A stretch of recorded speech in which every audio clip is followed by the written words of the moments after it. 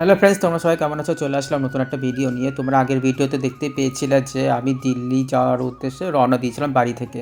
এখন প্রায় দিল্লিতে চলে এসেছি। আর এই যে ট্রেন থেকে নেমে পড়েছি, এখন যাচ্ছি হচ্ছে এক্সেলেটরের সামনে। এখন ওখানে গিয়ে দেখি তো এক্সেলেটর বন্ধ, মানে ওপরে যাওয়ার জন্য।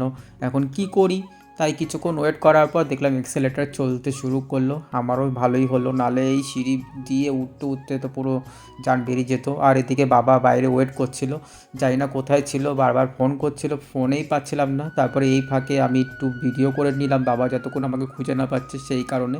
আর এই দেখুন দিল্লি স্টেশন, মানে এটা বাইরের ভিউ। তারপর বাবার সাথে দেখা হলো, তারপর বাবা একদম বাইরে এসে একটা অটো বুক করে নিল, মানে যেখানে আমরা থাকি সেখানটা যাওয়ার জন্য। তারপর এই বাইরের ভিউ দেখতে দেখতে চলেই আসলাম বাড়ির কাছাকাছি, অনেকটাই চলে এসেছি। আর ওই দেখো বাবা পাশে বসে আছে, আর আমার লাগেজ ম্যাগেজ সব পেছনে আছে, আর সামনেও একটা রেখেছি। তারপর এই দেখো পৌঁছে গেছি, মানে আমরা যেখানে থাকি সেখানে। আর এদিকে প্রিয়া আর মা ঘরে ওয়েট করছিল, জানি না কী করছে, গেলেই দেখতে পাবো।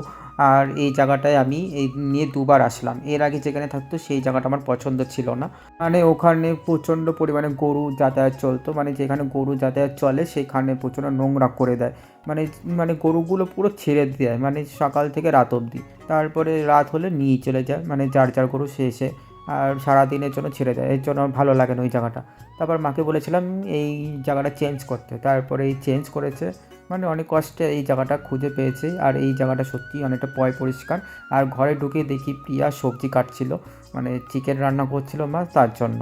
আর এই দেখো মাকে ধরিয়ে দিয়েছি লাগেজ, মানে সব কটা লাগেজ ওপরে তুলতে তুলতে আমি পুরো হাঁপিয়ে গেছি, মানে এতটা রাস্তা জার্নি করে। আর এদিকে আমার শরীরটাও খুব ভালো নেই, মানে। আর এই দেখো পুরো মানে সোফার মধ্যে শুয়ে পড়েছি। চলো আপাতত টাটা, আবার দেখা হবে নেক্সট ব্লগে।